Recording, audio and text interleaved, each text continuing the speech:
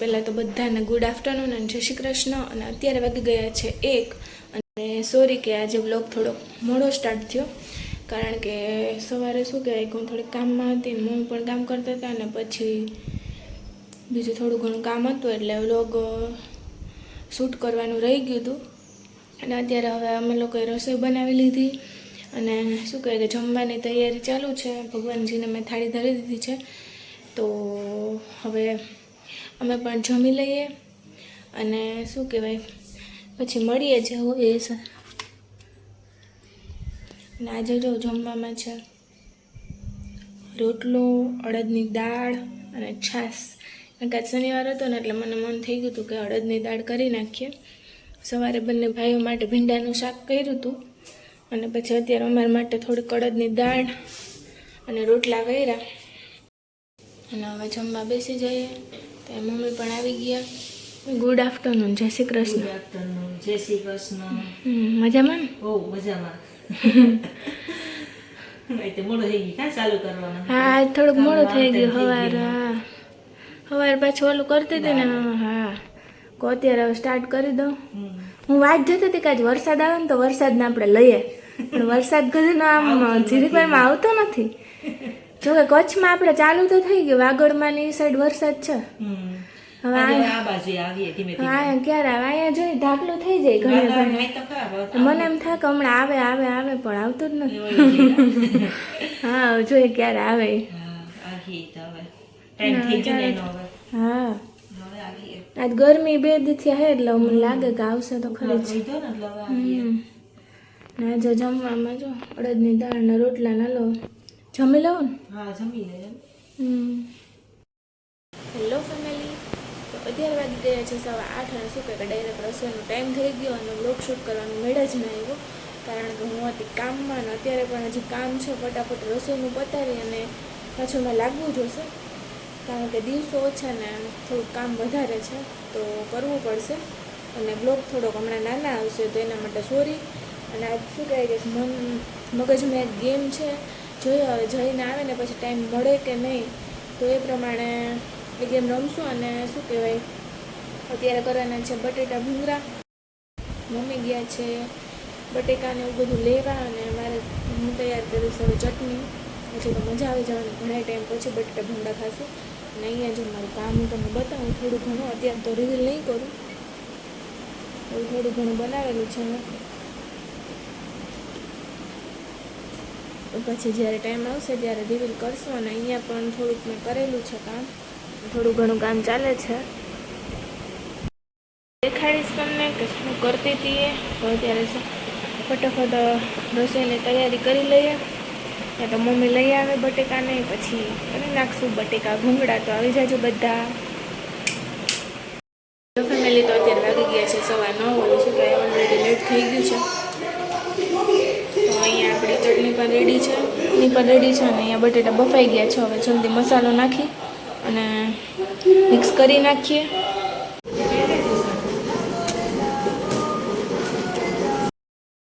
Hello family, તો અત્યારે વાગી ગયા છે 9. અને પહેલાં તો બધાને ગુડ મોર્નિંગ, જય શ્રી કૃષ્ણ.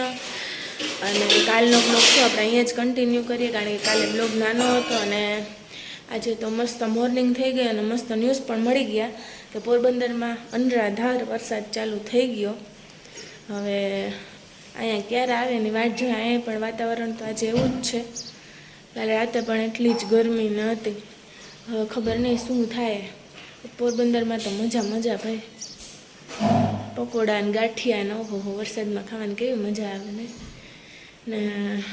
હવે અહીંયા અમે વાટ જોઈએ, અહીંયા કંઈક થાય તો અમે પણ કંઈક બનાવીએ ને કંઈક ખાઈએ. તો આજે તો છે સન્ડે એટલે બંને ભાઈઓને રજા છે. જય ફ્રેશ થવા ગયા અને કિશનભાઈ કરે છે પૂજાપાઠ. અને શું કહેવાય પૂજાપાઠ કરી છે તો બહારના ગાંઠિયા ખાવાની ઈચ્છા છે તો બહારેથી લઈ આવશું અને ગાંઠિયા ખાઈશું. અહીંયા મમ્મી મૂકે છે ચા. મમ્મી ચા મૂકે. મમ્મી ગુડ મોર્નિંગ, જય શ્રી કૃષ્ણ. જય શ્રી કૃષ્ણ અને ગુડ મોર્નિંગ બધાને. કેમ છો બધાય મજામાં? બધા મજામાં. પોરબંદર વાળા અત્યારે વરસાદની મજા લેતા મજા લેતા હે છે. જો કેવું આપણે એન્ટ્રી પહેલા કેટલો વરસાદ ચાલુ થઈ ગયો. આપણે જામ તો આજે વધારે આવશે ને. રાજી રાજી થઈ ગયા બધા વરસાદ. હા બહુ વરસાદ છે. મારી મમ્મીને ફોન આવ્યો તો હવાને 3 વાગ્યાનું ચાલુ છે. હે અત્યારે એકદમ ચાલુ હતો. સારું ભગવાન ત્યાં તો ઠંડક થઈ ગઈ. અહીંયા આપણે જોવાનું હા આપણે શું થાય. આજે અહીંયા ઊભા બની કરીએ. આપણે તો અહીંયા બહુ ગરમી થાય બહુ બાપા. જ ગરમી થાય અતિશય થાય. ત્યાં એવી જ ગરમી હતી 2-3 દિવસથી. આ વરસાદ નહીં જોઈ. આપણે ધીમે ધીમે આવી જા હવે. આપણે હવે આ બધું વાગડમાં ને બધે છે. આવી જા. હા ત્યાં વરસાદ માણી બીજો. હા બીજું અહીંયા જો અત્યારે આમ ઢાકલા જેવું જ છે. હવે આવે ત્યાં થાય. શું વાદળું છે ખરા. હા હવે જોઈએ ક્યારે આવે વરસાદ. આવી જાય તો કચ્છનો વરસાદ માણીને પછી જાય. તો હવે શું કહેવું તો બીજું કામ એ કરવા માંડું. મમ્મી મૂકે ચા જઈને ફ્રેશ થઈ જાય પછી અમે નાસ્તો કરી લેશું. પછી મળીએ આગળ જે હશે બતાવતા રહેશું તમને. ફેમિલી તો અત્યારે આવી ગયા છે બહાર અને રસોઈની તૈયારી થઈ ગઈ છે. આજે તો જમવામાં ખાલી દાળ ફ્રાય અને જીરા રાઈસ જ કરવાના છે. અને ભગવાનને ધરવા માટે જોઈએ રોટલી કરશું. અને અમારે બધાને તો આજે ખાલી દાળ ભાત ખાવાની જ ઈચ્છા છે. એટલે ઘણો ટાઈમ થયા કર્યા પણ નથી. અને એક તો સવારે ગાંઠિયા ખાધા ને બહુ હેવી થઈ ગયા ને વધારે જ કંઈક નાસ્તો થઈ ગયો. એટલે આજે બધાની ઈચ્છા છે કે દાળ ફ્રાય ને જીરા રાઈસ ખાઈએ. તો અહીંયા અમારી બધી તૈયારી થઈ ગઈ છે. દાળ બફાઈ ગઈ છે. અહીંયા મેં લસણ આદુ મરચાંની પેસ્ટ તૈયાર કરી લીધી. અહીંયા ડુંગળી સુધરાઈ ગઈ. અને આમાં છે ટમેટાની ગ્રેવી. હવે ટમેટાની ગ્રેવીમાં જ હું છે ને આ ટમેટાની ગ્રેવીમાં જ છે ને આ દાળ જેટલા પ્રમાણમાં હોય એટલા પ્રમાણમાં બધો મસાલો આમાં ગ્રેવીમાં જ આપણે ઉમેરી દઈશું. પછી મસાલાને એકદમ ગ્રેવી સાથે મિક્સ કરી દઈશું. એટલે મસાલા સાથે શું કહેવાય ગ્રેવી સાથે એકદમ મસાલો મસ્ત ચડી જાય. અને આ બધાનો વઘાર કરી લઈશું. તો ચાલો કઈ રીતે કરું છું એ તમને બતાવતી રહીશ.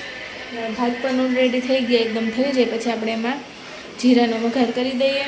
એટલે આપણા રેડી થઈ જશે આજે દાલ ફ્રાય એન્ડ જીરા રાઈસ. તો આવી જજો બધા જમવા માટે.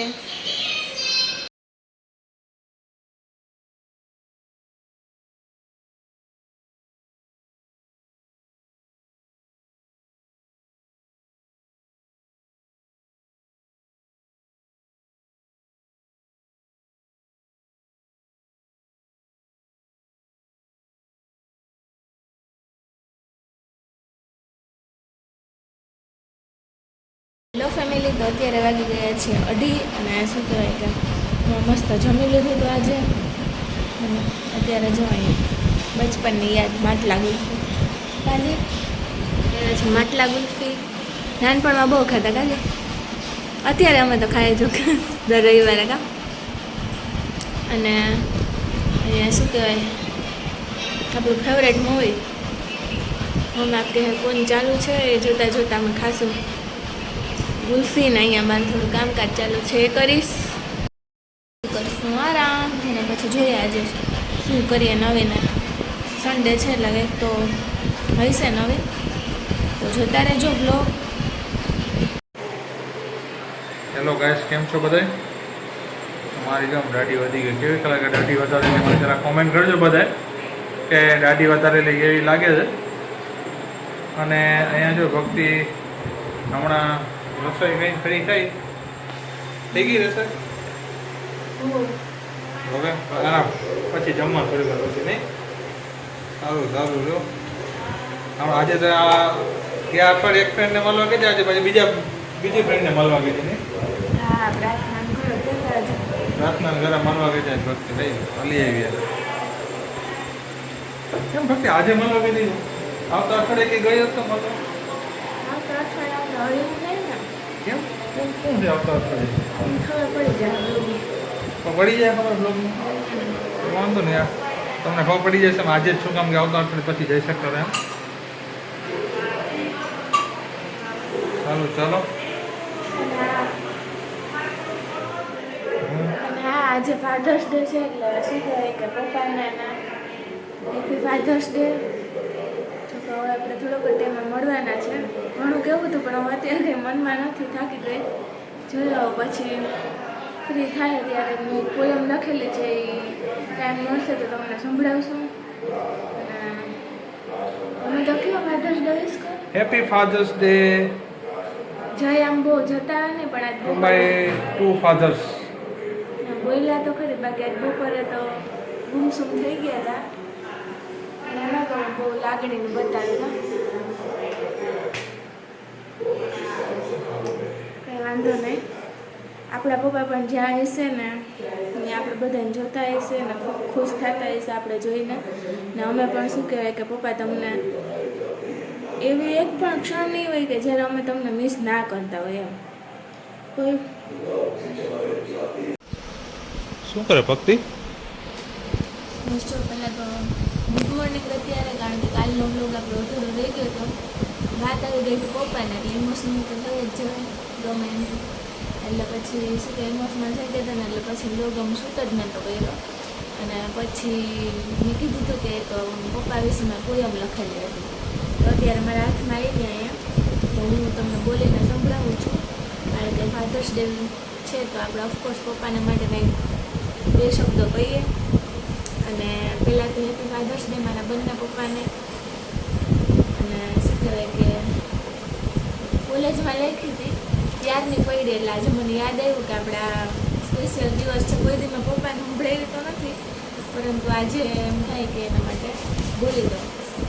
તો વાત છે પપ્પાની કે જ્યારે દીકરી એક સાસરે જાય ને પછી એને પપ્પા વિશે શું વ્યથા હોય ને એ જે કહે ને એના ઉપર આખી છે પોયમ.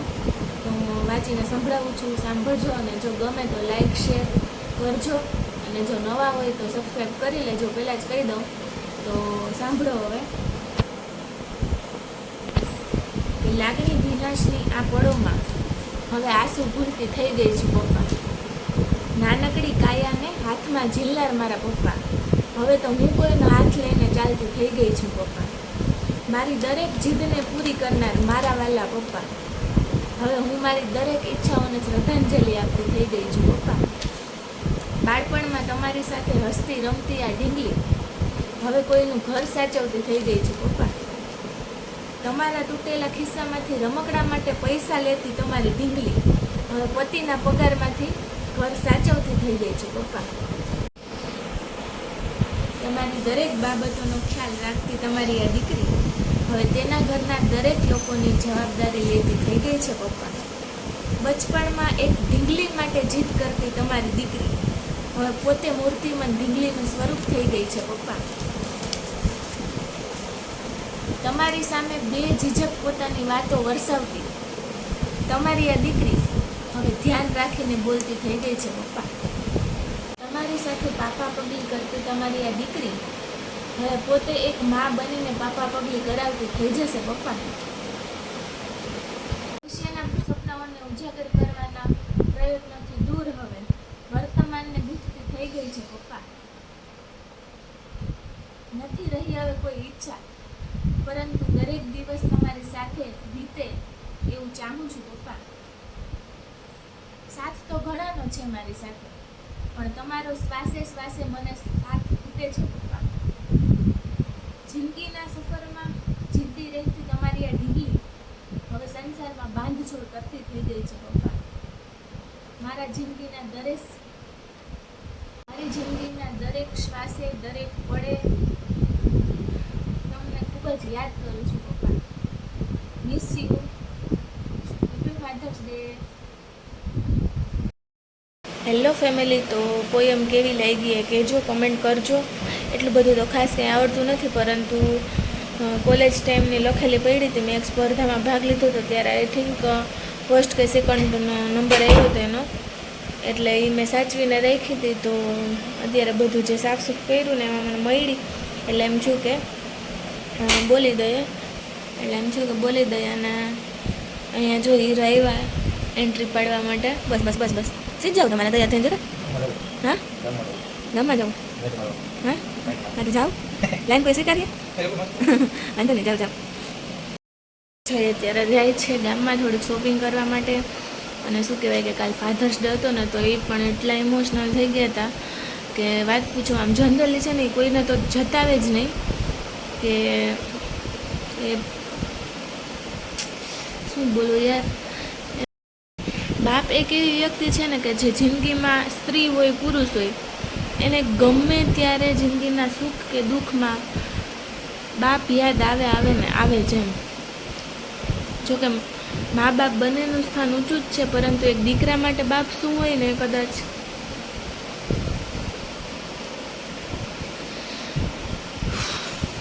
આઈ ફીલ કે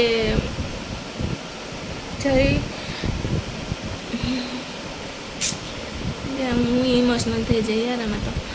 એ બધી ક્ષણ આમ પપ્પાને બહુ મિસ કરતા હોય કે પપ્પા હોત ને તો આમ હોત. કારણ કે ગમે એ હોય એને થાય તો ખરી જ. અને બાપ વિનાની જિંદગી કાઢવીને બહુ એટલે બહુ અઘરી છે. આપણે જિંદગીમાં ગમે ત્યારે મા તો આપણે પ્રેમને હું આપી શકે, પણ એક જે બાપનો જે ખંભો હોય ને એ કદાચ એ કમી દુનિયાની કોઈ પણ વ્યક્તિ પૂરી ના કરી શકે એમ. એટલે એ ક્યારેક આમ બહુ મિસ કરતા હોય, પણ એ કોઈને જતાવે નહીં કે ક્યારે કોઈ સ્ટેટસમાં કે સ્ટોરીમાં મૂકવું કે એનામાં આવે જ નહીં. પણ ક્યારેક પછી આવું કંઈક પ્રસંગ કે આવી જાય ને ત્યારે એ અંદરથી યાદ કરતા હોય કે પપ્પા હોત ને તો ઘણું સારું એમ. ભલે એ ખાલી બેઠા હોય ને તોય પણ એમ થાય કે ના, એક હિંમત આપનાર વ્યક્તિ હોય ને એ દીકરા માટે બાપથી વધારે બીજું કોઈ ના હોય એમ. એટલે એ કાલ બહુ ઇમોશનલ થઈ ગયા. તો મેં પણ એને પહેલી વાર એટલે ઇમોશનલ જોયા પપ્પાને યાદ કરીને. જનરલી બહુ ઓછું કે એમ, પરંતુ બહુ મિસ કરીએ પપ્પા તમને. તમે હોત તો કંઈક વાત જ અલગ હતી, પણ નસીબના ખેલ છે, જે થવાનું હોય એ થઈને જ રહે છે. તો ભગવાન શું કહેવાય કે બધાના મા બાપને હંમેશા સલામત રાખે અને હંમેશા બધાની સાથે રહે, અને હંમેશા મમ્મી પપ્પાના બધાના આશીર્વાદ તમારી સાથે રહે એવી ભગવાનને પ્રાર્થના. અને બહુ જાજુ બોલીશ ને તો કાલની વાત યાદ આવી જાય ને મને ઇમોશનલ થઈ જઈશું. તો હવે થોડુંક કામ છે એ પણ પતાવી લઉં. અને આજે તો અમારે લોકોને જવાનું છે એટલે થોડું ઘણું હજુ પેકિંગને બાકી છે. અને હવે રસોઈનો પણ ટાઈમ થઈ ગયો. અને શું કહેવાય કે કાલનો બધો મિક્સ બ્લોગ છે એનો અહીંયા જ અત્યારે એન્ડ કરી દઉં. આજે હવે કંઈ નક્કી નહીં શું કરીએ, જો ટાઈમ મળશે તો બ્લોગ શૂટ કરશું, નહીંતર હવે ડાયરેક્ટ ત્યાં જઈને તો શું કહેવાય કે આ બ્લોગનો આપણે અહીંયા એન્ડ કરી દઈએ અને મળીએ કાલે નવા બ્લોગની સાથે. તો જોતા રહેજો, લાઈક કરજો, શેર કરજો, અને જો નવા હોય તો સબસ્ક્રાઈબ કરી દેજો. અને હેપી ફાધર્સ ડે મારા બંને શું કહેવાય પપ્પાને. Miss you.